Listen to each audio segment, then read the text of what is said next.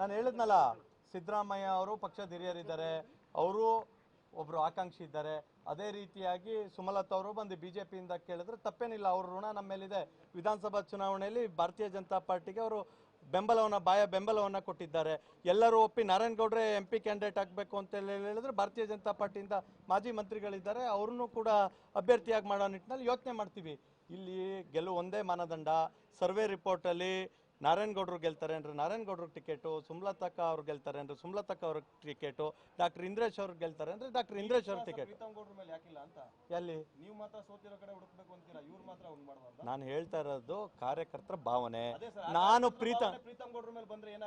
ಪ್ರೀತಮ್ ಗೌಡಂಗೆ ವೈಯಕ್ತಿಕವಾಗಿ ಲೋಕಸಭಾ ಚುನಾವಣೆ ಬಗ್ಗೆ ಆಸಕ್ತಿ ಇಲ್ಲ.